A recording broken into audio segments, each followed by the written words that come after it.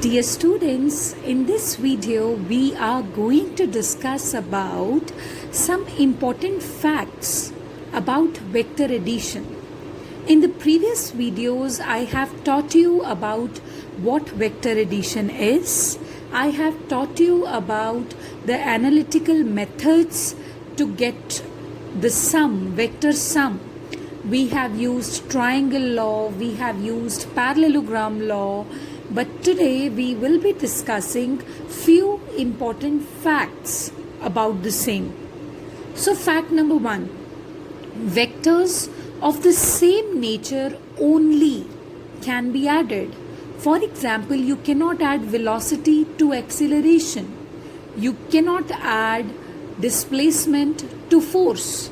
Okay, but what you need to do, you can have a vector sum of two different velocities.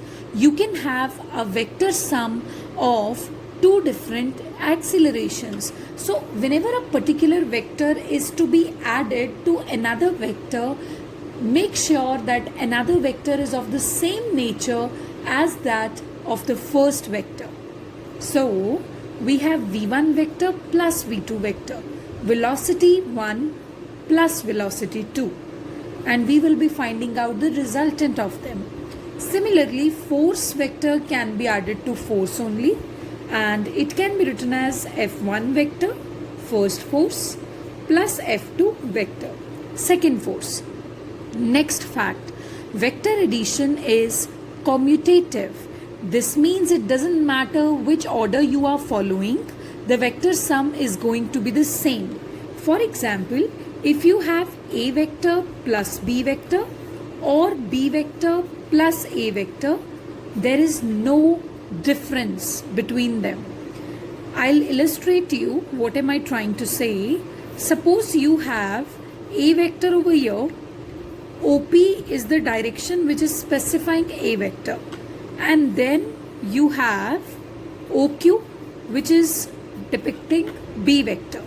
Now we know that when we will complete this parallelogram, the diagonal of the parallelogram will give you the resultant of these two vectors, isn't it?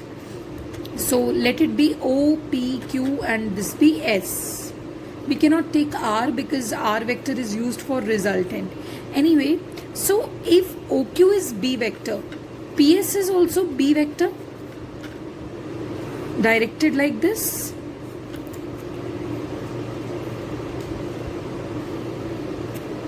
Okay, so this is B vector. Anyway, now if you will see this triangle, you can apply the triangle law. This triangle is OPS. For applying the triangle law, you need to have two vectors acting in the same order, and the other vector, which is the resultant, is acting in a different order. So here you see OP vector and PS vector are making an order. Okay, so you will be writing it OP vector plus PS vector. Okay, so that is going to give you OS vector. So OP vector is A vector and PS vector is B vector, and this is going to give you OS vector. So this plus this is A plus B. Now next is triangle OQS. First of all, we had taken OPS as a triangle. Now let us take triangle OQS.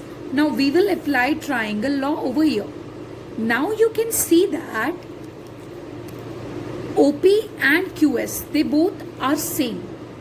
Okay, reason being they both are the opposite sides of the parallelogram. So QS vector is same as A vector. So this QS is representing A vector. It is representing A vector. So now what we are going to do, we are going to apply triangle law over here. But for applying triangle law to OQS, we need to see which two vectors are in same order and which one vector is in different order. O to Q, Q to S, they both are in same order. They both are in same order, and OS is in different order.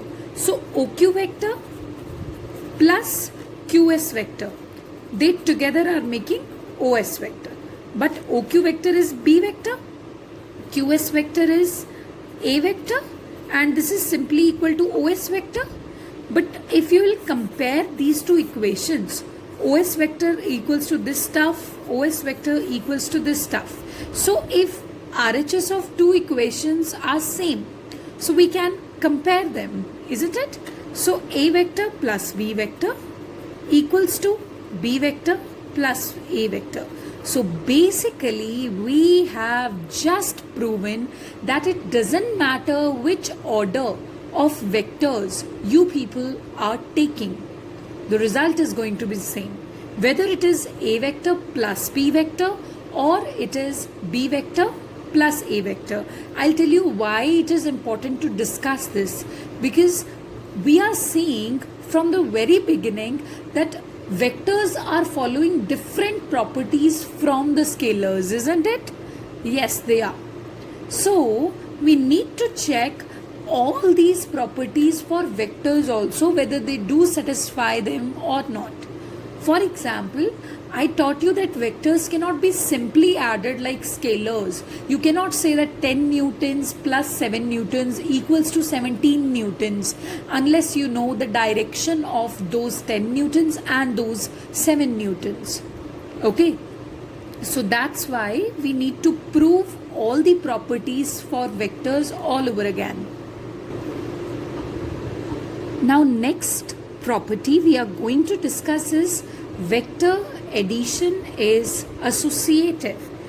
And vector addition is associative means if you have three vectors, namely A vector, B vector and C vector. So whichsoever two vectors you are adding first, and then the resultant of those two vectors if you are adding to the third vector. So it doesn't matter whichsoever order you are taking.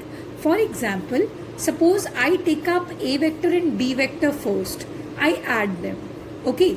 And when I'll add them, I'll get a resultant of A vector and B vector. So if I'll add that resultant to the third vector, C vector, then the result is going to be the same if I follow the different procedure. Like if I treat B vector and C vector first and thereafter A vector. Clear? So what I have done over here, I had three vectors initially, right? And then I treated first two vectors first, I found their resultant, and with that resultant I operated the third vector.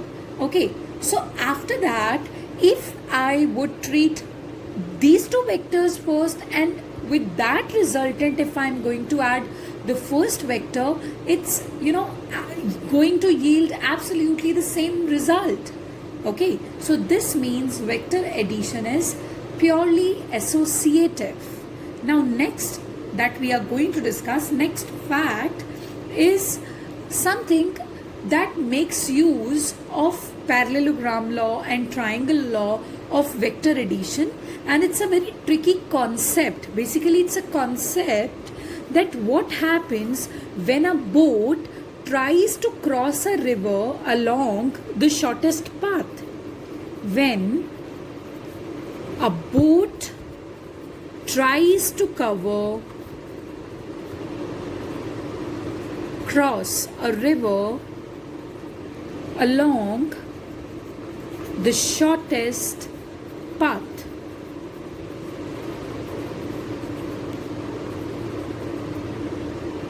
So just suppose that you have a flowing river over here, right? You have a flowing river over here, right? And then there is a boat which is rowed by a man who is trying to cross the river.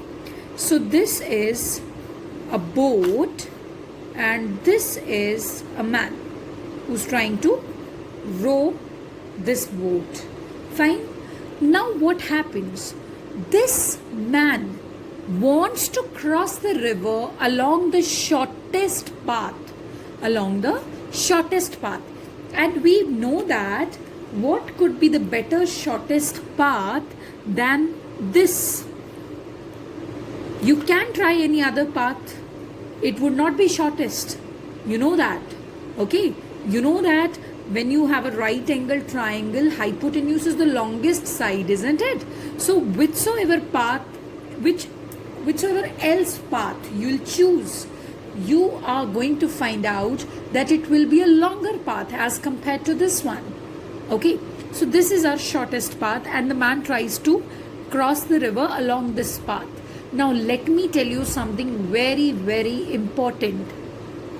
Man wants to cross the river along the shortest path, but still he cannot row the boat along this direction. I'll tell you why. Because when the man will apply the efforts to row the boat, what is going to happen? There are two velocities that are acting on the boat at the same time, simultaneously. One is the velocity of the river flow. Since the river is flowing, so that river flow is so strong that the flow is acting on the boat. So the boat is acted upon by the first velocity, which is the velocity of river flow. And then man भी effort लगा रहा है उसी boat पर, तो that would be the second velocity which is getting acted on the boat. So simultaneously two things are acting on the same object. You remember the concept? When two vectors are acting on the same object, one is having different direction and they both are having different directions, then their resultant is this, by parallelogram law. Which means अगर ये boat है, river इसको इधर लेकर जा रही है, man इसे इधर लेकर जाना चाहता है, तो eventually these both things will shift the boat. For every step that a man will take, for every second when the man will apply the effort, the river flow will divert the boat. The river flow will divert the boat. So when it will divert the boat, don't you think that the boat is not going along this path, but we wish to cross the river by the shortest path? So that means I need to be very, very tricky over here. अगर मैं इसे सीधा लेकर जाती हूँ तो ये नहीं जाएगा. For every step that I'll take, for every second that I'll make effort, the river flow is going to divert my boat. Okay, via parallelogram law. You know that. It's a science behind it. Okay, so what you need to do, you will rather do one thing, you will row the boat upstream. Like what will happen, you will intentionally row the boat in this direction. You will try to apply the effort in this direction. Reason, when you will try to apply the velocity in this direction, what is going to happen? The river flow immediately, for every one step taken, the river flow immediately will divert your boat, and eventually the boat will automatically be going along this straight path, along this shortest path. Okay, so this is a trick behind here, this all application. So this is the velocity of the river flow, this one. This is the velocity with which the man is trying to row the boat. So that is V1 vector. This is V2 vector. Okay. So V2 vector is the velocity of the river flow. V1 vector is the velocity with which the man is rowing the boat. I'll give you a simple learning tip over here. Whom you will give importance? You or someone else? Of course, yourself. So that means your velocity is to be taken as the first velocity, the supreme velocity, and any other velocity which is acting, take it V2 vector. Okay, so anyway, so this is V1 vector, V2 vector, and what is going to happen? We are going to complete this parallelogram. Okay, so this is a parallelogram. I've completed it. If it is v2 vector, this stuff is also v2. If this is v1, this stuff is also v1. Okay, now we are going to do what? We are going to find out the resultant. This is the resultant. A, B, C, D. And let us find out the resultant. Now resultant is V, simply V, not any subscript added to it, neither 1 nor 2. So V vector is the resultant. Let me find out the magnitude for V vector. Okay, so that magnitude will be simply equal to, can you see that when I want to find out the magnitude, I simply can see that V vector is a part of a right angle triangle. Okay, so if it is a right angle triangle, I don't need the angle between V1 and V2 to find out the resultant.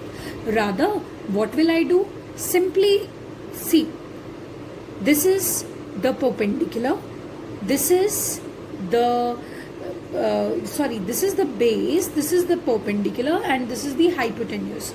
So V square, this V1 square equals to V2 square plus V square, where V stands for the resultant only. So if you want to find out V square equals to V1 square minus V2 square. So V equals to under the root V1 square minus V2 square. So this is the magnitude of the overall velocity. Okay, so this is the magnitude of the overall velocity. So after that, I'll find out the direction in which I should row upstream so that my boat is automatically directed along the straight path. So how will I do that? Suppose you are traveling by an angle theta. Okay, so I'll see that this V, which is my overall velocity, okay, that is making an angle theta with V1. So I'll be finding out this theta. So first of all, you know the parameters V2 and V1. So try to bring that trigonometric ratio into picture, which is dealing with V2 and V1, because these are the factors that you are already knowing. So if you will see, this is a right angle triangle. Just give me a second.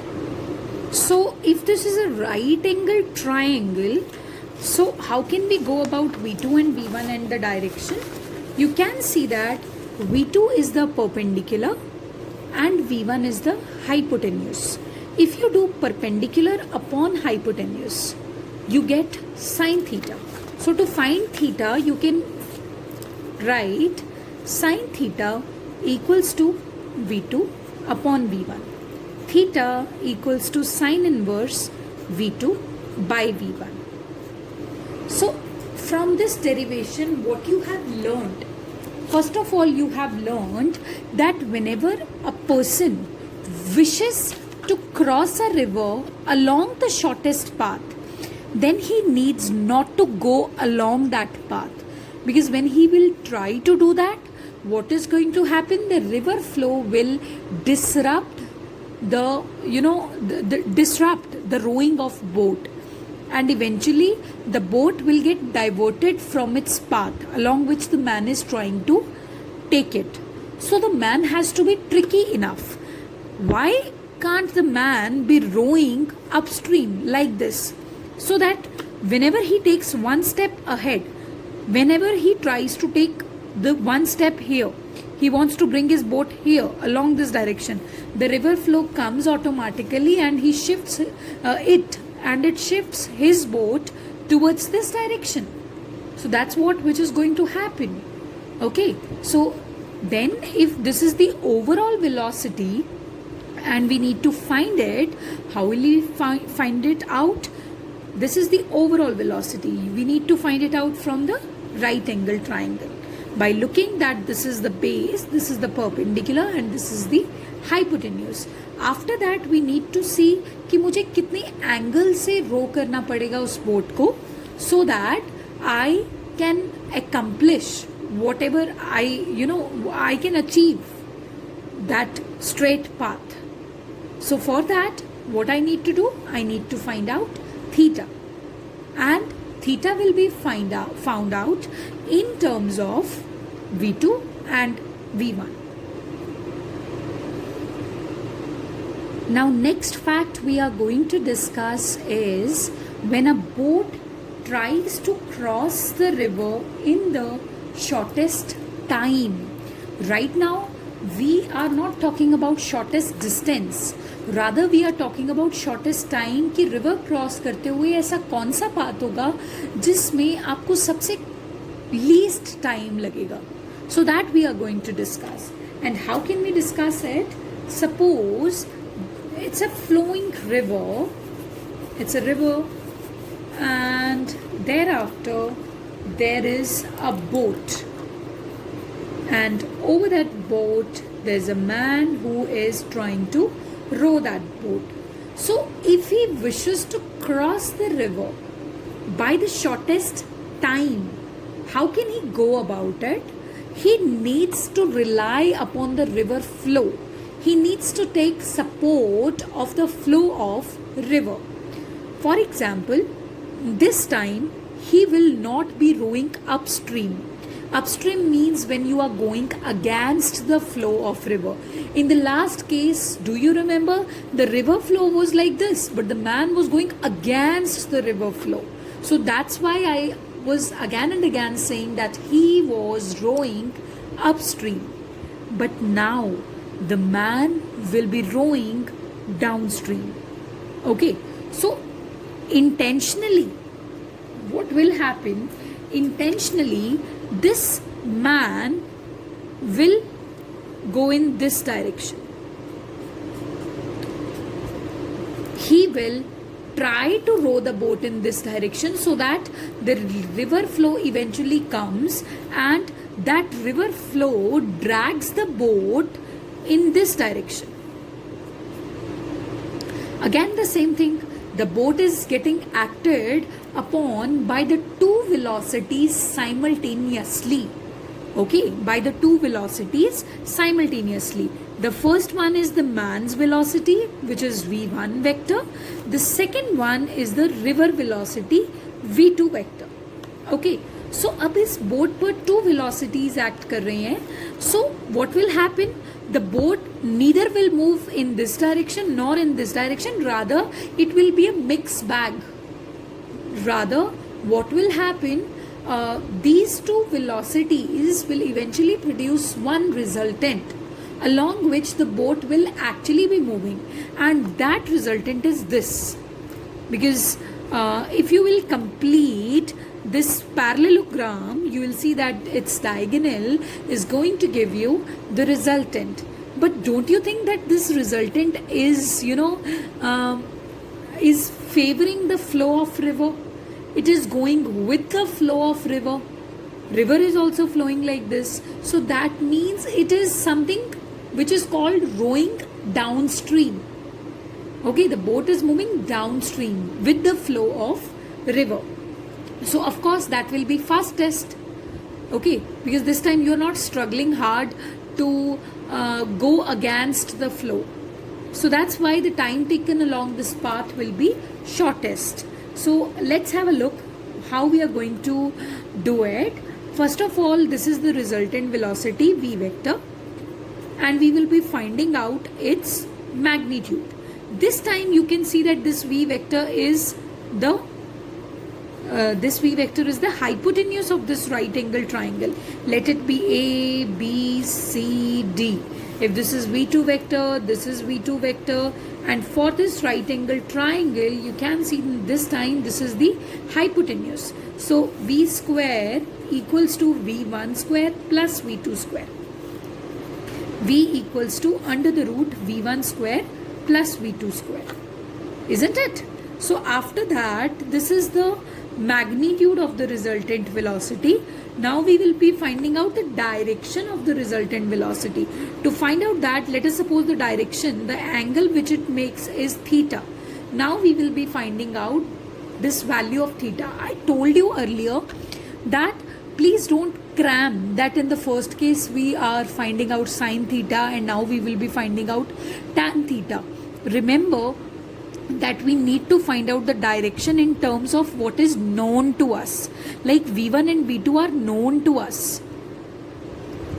So we will be finding out the direction in terms of V1 and V2 only. So here you can see that V1 and V2 are what? These are the perpendicular and base. So that means you have to involve that trigonometric ratio which has both perpendicular and base. So either it could be tan theta or it could be cot theta. Take any one of them. So tan theta equals to perpendicular by base, V2 by V1. Remember in previous case we calculated sin theta. बस कुछ नहीं है, जो trigonometric ratio V2 और V1 को involve कर रहा हो. Take it. So theta equals to tan inverse V2 by V1. You got it? So this is the direction. Now the last thing. What is the time which the boat has taken to cross this river? We were again and again calling it as a shortest time, but पता तो हो कितना shortest time. So in that way we will be calculating t. Okay, how will we calculate it? We know that time equals to distance upon velocity, right? So what is the overall distance that the boat actually traveled? This one. I have made a triangle law in case of velocities. Let me convert it for displacements. If the width, see, if this is taken as x, this width is taken as x, and eventually this distance is taken as s. This is x, this is s. So this will be the overall displacement and it will be under root s square plus x square. Okay, so overall distance will be, I'm not using velocities right now, I'm just calculating the overall displacement. So this will be s square plus x square divided by under the root v1 square plus v2 square. So don't you think that the velocity has been increased? I'll show you the previous case also. In the previous case, when you were trying to cross the